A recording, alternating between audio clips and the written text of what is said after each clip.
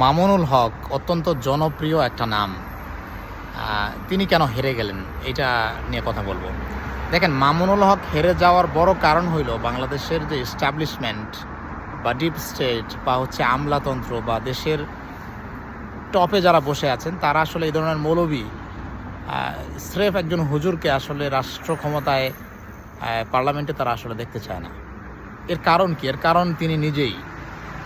এর কারণ হচ্ছে মামুনুল হক, মাহফুজুল হক, ওনারা আছেন বেফাকের বাংলাদেশের যে কওমি মাদ্রাসা শিক্ষা বোর্ড, ওইটার উচ্চ স্তরে ওনার বড় ভাই আছেন, ওনার বাবাও ছিলেন।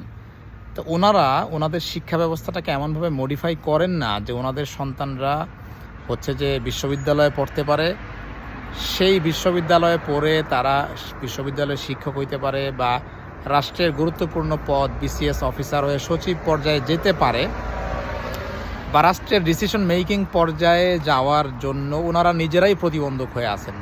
ওনারা ওনাদের সন্তানদের শিক্ষা ব্যবস্থাটাকে এমনভাবে বানাইছেন যে এইটার মধ্যে পুরোপুরি ইসলামও শেখানো হইতেছে না, এইটাকে ইসলামের যে রাজনীতির ইতিহাস সেটাও শেখানো হয় না, খুব সামান্য ইসলামের ইতিহাস পড়ানো হয় কওমি মাদ্রাসায়, যার ফলে ওনাদের সন্তানরা মসজিদ মাদ্রাসার বাইরে কোনো জায়গায় ওনারা যাবেন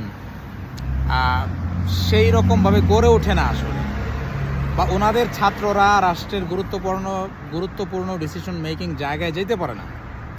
তো যেহেতু ওনাদের ছাত্ররা ওই পর্যায়ে যেতে পারে না, ওনাদের বন্ধুবান্ধবরা ওই পর্যায়ে নাই, সো স্বাভাবিকভাবেই ওনাদেরকে ওই পর্যায়ে অবাঞ্ছিত মনে করা হয়, অযোগ্য মনে করা হয়। সো ওনারা যদি এখন সিদ্ধান্ত নেন যে আমাদের ছাত্রদেরকে আমরা ওই রকম যোগ্য করে গড়ে তুলব, তাহলে দেখা যাবে তাদের ছাত্ররা একসময় রাষ্ট্রের বড় বড় বিসিএস অফিসার হবে, এবং বিসিএস অফিসার হইলে ইমান চলে যাবে, কাফের হয়ে যাবে, এরকম কোনো কারণ নাই। কারণ বাংলাদেশে ইমান হারানোর সুযোগ নাই।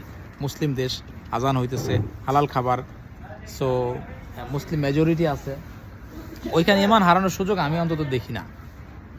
তো এরকম ডিসিশন যদি নেয় তাহলে ভবিষ্যতে তারা যেতে পারবে।